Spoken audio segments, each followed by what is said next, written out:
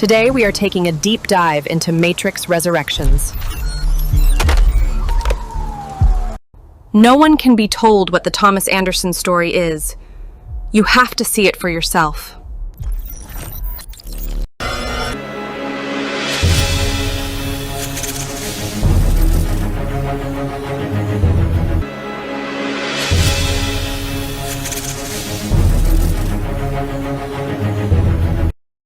Something important.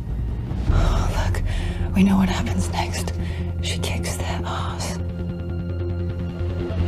This is the first draft of this paper. We'll develop it over time. Page 1. The Ghost in the Code. Lana Wachowski's The Matrix Resurrections 2021 is to call it a sequel is to fundamentally misunderstand its purpose. It is a direct address, a philosophical treatise disguised as a blockbuster, aimed squarely at the true fans who have grappled with its meaning for many years. And the subject of this intimate, confrontational dialogue is memory itself. How we, the fans, remember her art, how our nostalgia can become a prison, and how the act of true, active remembering can be a revolution. Wachowski weaponizes the very concept of a franchise revival to ask her most devoted followers a resonant question. After all this time, how do you remember the code, and what has that memory become? The meta-narrative as a mirror to the fan. The Matrix Resurrections opens by holding up a mirror to the fan's own memory. The hauntingly familiar reenactment of the original film's opening is a direct address to our nostalgia. We see it through the eyes of Bugs, who serves as our avatar, a true believer, a digital archaeologist sifting through the noise for the original signal. As she watches a reprogrammed Morpheus play out a remembered escape, Wachowski is speaking to us, signaling that our passive recollection of the past is no longer enough. Our understanding must now evolve. This dialogue becomes explicit when we find Thomas Anderson not as a hacker, but as the creator of a video game called The Matrix. Here, Wachowski directly confronts her fans with a painful truth.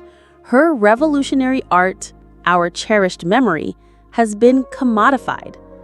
His life is a reflection of the franchise's public life, a radical past sold as a product. This is Wachowski's primary gambit, forcing us to ask how our own active engagement with her work might have flattened into passive consumption. The brainstorming satire. This is what they remember.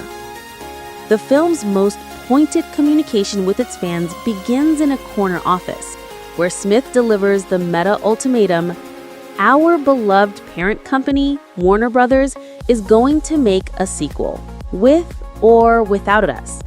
This line is pure, unfiltered truth serum, a direct reference to the studio's real-world attempts to revive the franchise without its creators.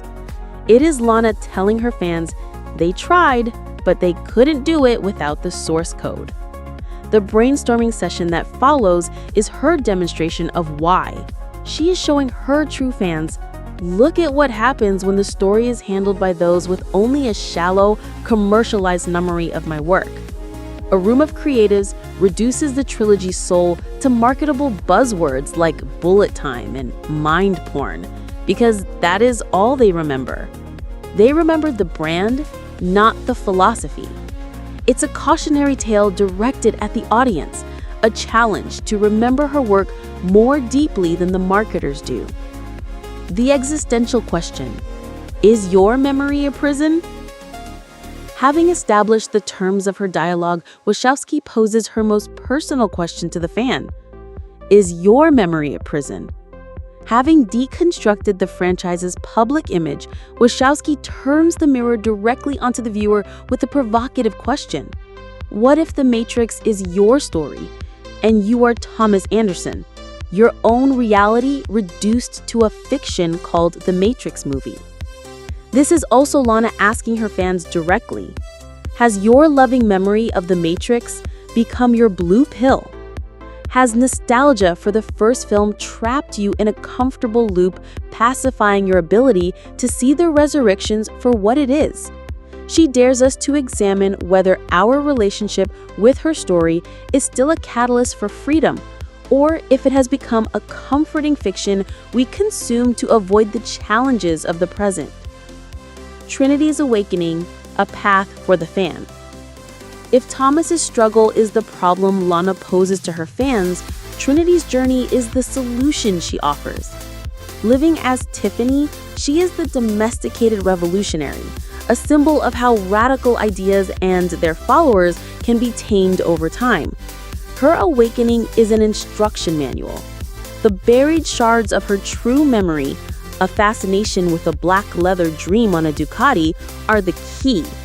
Her climactic declaration, "My name is Trinity," is the ultimate act of self-reclamation. It is the model for the fan. Wachowski is showing us that the story is not something to be passively recalled, but a living memory to be reactivated within oneself. Love and choice, the heart of the dialogue. Ultimately, Wachowski's message to her fans is that the way to reclaim the story's revolutionary heart is through love and choice. The analyst system runs on the energy of manipulated emotion, but it is shattered by the authentic, shared memory of love between Neo and Trinity. This is the core of her new thesis, delivered directly to us. True revolution is not born from ideology, but from a fierce, connective love that allows us to rewrite our reality. To choose the red pill, she argues, is no longer just about seeing the truth. It's an act of remembering who you are supposed to be and loving that truth into existence. Conclusion: The Invitation. The post-credits Catrix scene is Wachowski's final devastating punchline in her dialogue with us. It is the ultimate warning of what happens when a profound story's memory is fully degraded into mindless content. It is a direct challenge. Do not let this happen. The Matrix Resurrections is Lana Wachowski's loving, confrontational letter to her truest audience. She uses the theme of memory to reclaim her work from commodification and to engage her fans in a conversation about their own relationship with her art. As Neo and Trinity fly off to remake their world, she extends that same invitation to us, to become active custodians of the story's living memory, to question our own programmed pasts, and to create a reality where free minds can and will soar.